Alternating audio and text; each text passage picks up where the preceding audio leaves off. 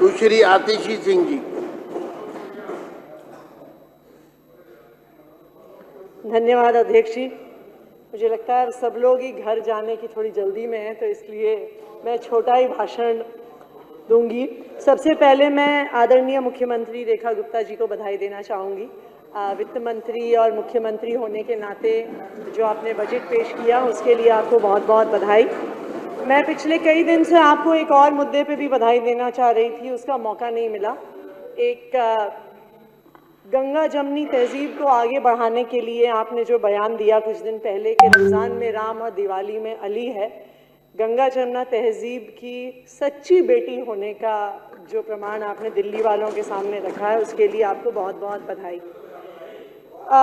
जो बजट अभी भारतीय जनता पार्टी की दिल्ली सरकार ने दिल्ली विधानसभा में रखा, उसको देख के ये समझ में आता है कि अक्सर मजाक में पार्टी को भारतीय जुमला पार्टी क्यों कहा जाता है। पहले तो बड़े बड़े जुमले मोदी जी करते थे कि 15 लाख लेके आएंगे, फिर थोड़े छोटे जुमले करने लगे कि दिल्ली की महिलाओं को 2500 रुपये देंगे। लेकिन इस बार भारतीय जनता पार्टी ने एक नई शुरुआत करी। सिर्फ वादों में जुमले नहीं किए, उस पर तो मैं आई जाऊंगी बाद में। इस बार पैसा कहाँ से आएगा बजट में, उस पर जुमलों की ऐतिहासिक शुरुआत दिल्ली में भारतीय जनता पार्टी की सरकार ने की है। टैक्स कहाँ से आएगा, राजस्व कहाँ से आएगा, उस पर झूठ झूठ और केवल झूठ। जब बजट से पिछले दिन इकोनॉमिक सर्वे प्रेजेंट नहीं हुआ तो मैं भी सोच रही थी कि आखिर क्यों नहीं हुआ, इसका क्या कारण था। यह आपकी बात सही है आशीष जी कि उसमें संविधान में नहीं लिखा कि आपको इकोनॉमिक सर्वे प्रस्तुत करना है, लेकिन 1951 से बजट में इकोनॉमिक सर्वे की शुरुआत हो गई। 1964 से उसको अलग डॉक्यूमेंट बना के 51 से 64 तक वो बजट का हिस्सा होता था। 64 के बाद से उसको बजट से पिछले दिन प्रस्तुत किया जाता था। क्योंकि जो इकोनॉमिक सर्वे होता है वो इकोनॉमी के ट्रेंड्स बताता है कि रियल एस्टेट सेक्टर कैसे बढ़ेगा, सर्विस सेक्टर कैसे बढ़ेगा, व्यापार कैसे बढ़ेगा। उसी के आधार पे एक जीडीपी ग्रोथ के प्रोजेक्शंस होते हैं। आप गवर्नमेंट ऑफ इंडिया का भी इकोनॉमिक सर्वे जो निर्मला सीतारमण जी ने रखा वो जीडीपी ग्रोथ के 6.5% के प्रोजेक्शंस बता रहा है, और उसी के आधार पे कितना टैक्स आने वाले सालों में आएगा उस इकोनॉमिक ग्रोथ के प्रोजेक्शंस के आधार पर डिसाइड किया जाता है। तो जब इकोनॉमिक सर्वे नहीं आया तो मैं सोच रही थी उस दिन कि क्यों नहीं आया, पर जिस दिन बजट के आंकड़े देखे कि कितना प्रोजेक्टेड टैक्स रेवेन्यू है 68,700 करोड़ का, तो मुझे समझ में आ गया कि इकोनॉमिक सर्वे इसलिए नहीं आया। इकोनॉमिक सर्वे आ गया होता तो ये कितना निराधार आंकड़ा है ये दिल्ली के सामने और पूरे देश के सामने आ जाता। जब प्रोजेक्टेड जीडीपी ग्रोथ पूरे देश का 6.5% है, ये कुछ नए ही प्रकार की इकोनॉमिक्स है कि आपका टैक्स 20% से ज्यादा रेट पे बढ़ जाएगा। तो ये नई प्रकार की अर्थव्यवस्था का गठन हो रहा है, उसके लिए आपको बहुत बहुत बधाई।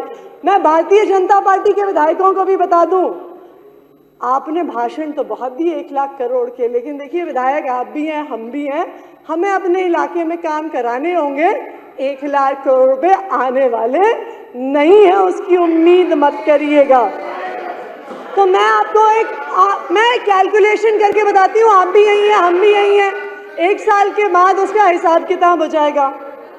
इनफैक्ट आप अध्यक्ष जी सतीश महाना जी आए हुए थे, माननीय स्पीकर साहब आए हुए थे, तो उनसे भी किसी मीडिया वाले ने पूछा कि अध्यक्ष जी क्या इकोनॉमिक सर्वे के बिना बजट प्रेजेंट करना चाहिए, तो उन्होंने भी कहा कि नहीं ये तो बहुत अचंभे वाली बात है, ऐसा कैसे हो सकता है। पर नॉनदलेस अब आगे बढ़ते हैं। अब नहीं कोई बात नहीं, उनको बोलने दीजिए विपक्ष को, नहीं तो ये कहेंगे हमें। ये मैं अब जैसे एक बजट का अनुमान आपने रखा कि रेवेन्यू एस्टिमेट्स क्या होंगे, मैं भी अपना एक रेवेन्यू एस्टिमेट आपके सामने रख देती हूँ कि मेरा अनुमान है कि जो आपने आंकड़े दिखाए हैं उसमें कम से कम 5 5,000 करोड़ कम तो आपका टैक्स कलेक्शन होगा, तो आपका बजट 1 लाख करोड़ से 95,000 करोड़ पे आएगा। दूसरी बात, स्मॉल सेविंग्स लोन। अब ये मैं आपको बता दूं, हो सकता है कई हमारे विधायक साथी नए भी हैं, पहली बार भी विधायक बने हैं। दिल्ली आपके बगल में वो पहली बार बने हैं ना, तो दिल्ली की अपनी सॉवरेन गारंटी नहीं होती है, तो दिल्ली लोन नहीं ले सकती है जैसे बाकी सारे राज्य लोन लेते हैं। दिल्ली सिर्फ एक लोन ले सकती है, नेशनल स्मॉल सेविंग फंड से। उसका आधार क्या होता है कि जैसे जो पोस्ट ऑफिस में पैसा डालता है, पीपीएफ में पैसा डालते हैं, जितना पैसा दिल्ली के लोगों ने उस स्मॉल सेविंग्स में डाला होता है, उतना लोन दिल्ली की सरकार small NSSF loan, national small saving fund से ले सकती है। अब आपने 50% या 100%, दोनों ही हो सकता है, तो आपने उसका आंकड़ा दिखाया है कि 15,000 करोड़ हम नेशनल स्मॉल सेविंग फंड से लेंगे। तो अगर आप कह रहे हैं कि 50% ले सकते हैं, तो 30,000 करोड़ कम से कम नेशनल स्मॉल सेविंग फंड में होने चाहिए। लेकिन अगर आप ये राज्यसभा में पंकज चौधरी जी जो मिनिस्टर स्टेट फॉर फाइनेंस हैं, 2023 तक के आंकड़े उन्होंने प्रस्तुत किए थे साल भर पहले राज्यसभा में, तो उन्होंने बिल्कुल साफ कर दिया था कि स्मॉल सेविंग्स में जो पैसा जा रहा है वो लगातार घटता जा रहा है। दिल्ली में तो बहुत ही स्पीड से घट रहा है। दिल्ली में ये स्मॉल सेविंग्स फंड तकरीबन 10,000 करोड़ का होता था, 2020-21 तक 8,000 करोड़ पहुंच गया, 2023 के अंत तक ये मात्र 5,000 करोड़ रह गया। तो आप तकरीबन 2,500 करोड़ का, या हो सकता है 3,000 बहुत हो गया तो 5,000 करोड़ का आप लोन ले सकते हैं। 15,000 करोड़ के लोन का आंकड़ा बिल्कुल फर्जी है, तो आपका बजट 95,000 करोड़ से 85,000 करोड़ पे आ गया। फिर कहा जी कि हम समन्वय से काम करेंगे, केंद्र सरकार पैसा देगी। मैंने सोचा बहुत अच्छी बात है, हो सकता है हमसे तो नहीं बनती थी तो हमें नहीं देते थे। इनफैक्ट हमें तो जो 951 करोड़ कागज पे भी मिलते थे वो भी पिछले 2 साल से आए नहीं थे। कागज पे आए थे पर हमारे पास आए नहीं थे। तो मैंने सोचा कि चलिए बहुत अच्छी बात है, हो सकता है कि जिस तरह से मोदी जी अपनी सरकार को बचाने के लिए बिहार की सरकार को में नीतीश जी को पैसा दे रहे हैं, आंध्र प्रदेश की सरकार में चंद्रबाबू नायडू जी को पैसा दे रहे हैं, हो सकता है कि दिल्ली में अब उनकी पार्टी की सरकार बनी है, दिल्ली में भी देंगे। तो मैंने आंकड़े निकाले, मैंने कल से मैंने सोचा अपने बजट के अलावा केंद्र सरकार का भी बजट निकाल के देखा जाए कि आखिरकार कितना पैसा कौन से हेड में दिया जा रहा है। तो बिहार के पैसे तो मिल गए कि 1,43,000 करोड़ बिहार को दिए जा रहे हैं। आंध्र प्रदेश के भी पैसे मिल गए कि तकरीबन 60,000 करोड़ आंध्र प्रदेश को दिए जा रहे हैं। पर दिल्ली के पैसे मिल ही नहीं रहे थे कि कहाँ गए ये 6,000 करोड़ 7,000 करोड़ जो आएंगे। तो हमने सोचा कि एक बार ही देख लेते हैं कि ये पैसे कहाँ हैं जो केंद्र सरकार से आने थे। तो आपके बजट, दिल्ली सरकार के बजट डॉक्यूमेंट में लिखा था कि 2 हेड्स में पैसे आएंगे। Grant from central roads and infrastructure fund, 1,000 crore रुपए केंद्र सरकार इस फंड से देगा दिल्ली की सड़कों के लिए। तो हमने उसके भी कागजात निकाले कि कितने पैसे आएंगे। अब मजे की बात यह है कि केंद्र सरकार के बजट के डिमांड नंबर 86 में schemes of states financed from central road and infrastructure fund, जिसे आप दिल्ली के लिए 1,000 करोड़ रुपए लाने वाले हैं, schemes of UTs financed from CRIF का टोटल कैपिटल बजट 396 करोड़ है। तो 396 करोड़ में से लद्दाख को, जम्मू कश्मीर को, पुडुचेरी को, सबको पैसा जाना है, दमन एंड दीव को जाना है, दादरा नगर हवेली को जाना है। उस 396 करोड़ में से भारतीय जनता पार्टी की सरकार 1,000 करोड़ लेके आएगी। आपने चमत्कार कर दिया। फिर आइए, आपने कहा फंड रिसीव फ्रॉम, हमें तो कागज पे पैसा मिलता था, इनको तो कागज पे भी नहीं मिल रहा। उसके बाद फिर आइए fund receive from GOI for capital projects. तो कल रात को मैंने ये डॉक्यूमेंट निकाला 2025-26 का demand for grant central government की।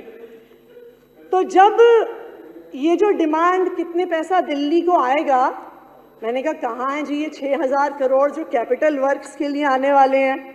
मैंने एक डॉक्यूमेंट निकाला, दूसरा निकाला, दिल्ली को मैं आपको बताना चाहूंगी उतना ही 951 करोड़ आज भी केंद्र सरकार के बजट में है, कोई 6,000 करोड़ नहीं आने वाला है।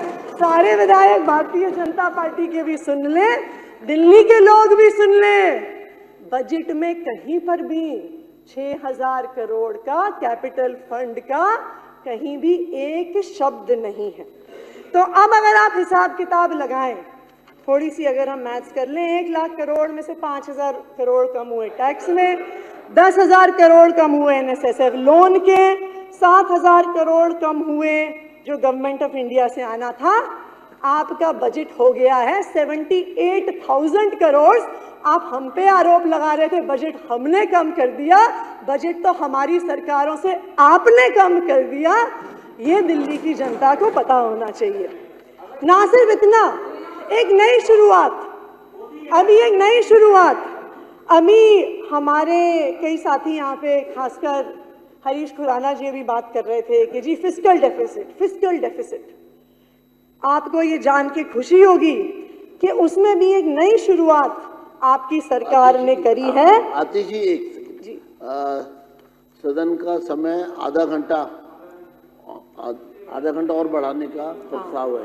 बहुत धन्यवाद अध्यक्ष महोदय। बस दो या 3 मिनट में और लूंगी। तो बजट का actual size Bharatiya Janata party के विधायकों को भी पता होना चाहिए, दिल्ली वालों को भी पता होना चाहिए। 78,000 करोड़ है। 1 लाख करोड़ के गुब्बारे में से हवा निकाल लीजिए, वो आने वाले नहीं है। अब घाटे की बजट, फायदे की बजट, आप एक बार ये डॉक्यूमेंट निकाल, बजट एट अ ग्लांस। आपके ही डॉक्यूमेंट में लिखा हुआ है कि 25-26 में 13,702 करोड़ का फिस्कल डेफिसिट, दिल्ली के इतिहास में सबसे ज्यादा fiscal deficit Bharatiya Janata party की सरकार लाने की बात कर रही है।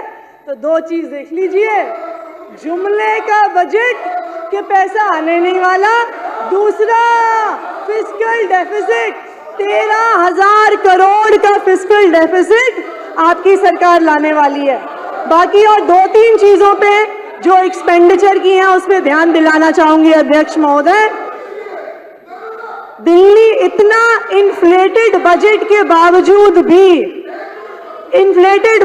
बावजूद भी इंपॉर्टेंट हेल्थ फैसिलिटीज का बजट काटा जा रहा है।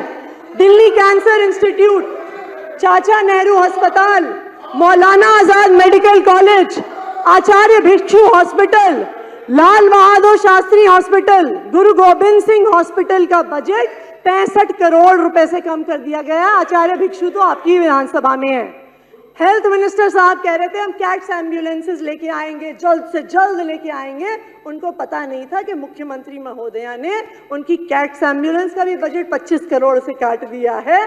क्या लेके आएंगे वो जल्द से जल्द। अनऑथराइज्ड कॉलोनीज, कई विधायक यहाँ पे अनऑथराइज्ड कॉलोनीज के मुद्दे पे बात कर रहे थे। पिछले साल की तुलना में 500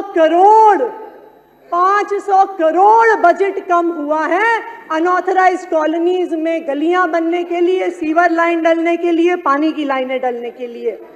स्पोर्ट्स पर्सन्स को मिलने वाले इंसेंटिव्स, जो हमारे स्कूल में पढ़ने वाले बच्चे जो स्पोर्ट्स में आगे बढ़ते हैं, जो मेडल्स लेके आते हैं, वो आगे बढ़ते हैं, स्पोर्ट्स पर्सन्स की स्कीम्स को 30 करोड़ से कम कर दिया गया है। आप बात करते हैं अंत्योदय की, डिसेबिलिटी पेंशन, दिव्यांगजनों की पेंशन का जो आपने अलॉटमेंट रखा है वो पिछले साल से 35 करोड़ कम है। आंगनवाड़ी में मिलने वाला सप्लीमेंट्री न्यूट्रिशन जो महिलाएं अपने घर लेके आती हैं, उसका आपने 100 करोड़ का बजट काट दिया है। ये किया है भारतीय जनता पार्टी ने। अंत्योदय की बात करते हैं, जो बच्चे बेघर होते हैं, बेसहारा होते हैं, जिनके लिए चिल्ड्रंस होम्स बनाए जाते हैं, जिनके लिए CWCs बनाई जाती हैं, उन होम्स का बजट, उन बेसहारा बच्चों का बजट आपने 100 करोड़ कम कर दिया है। अंत्योदय की बात करते हैं आप। भारतीय जनता पार्टी ने इस बार बजट में इतिहास रचा है, बिल्कुल रचा है। जुमलों की एक नई शुरुआत। इतिहास में इस देश के पहली बार ऐसा हुआ है कि पैसे कितने आएंगे उस पर झूठ बोला जा रहा है। ये तो झूठ 1 महीने में, 1 साल में पकड़ा जाना है, फिर भी बोला जा रहा है। 78,000 करोड़ के बजट को 1 लाख का बताया जा रहा है, घाटे का बजट लाया जा रहा है। और जो मूलभूत सुविधाएं दिल्ली वालों को शिक्षा की, स्वास्थ्य की, चिल्ड्रंस होम्स की, आंगनवाड़ी में खाने की मिल रही थी, उनका खात्मा किया जा रहा है। ये है भारतीय जनता पार्टी का बजट।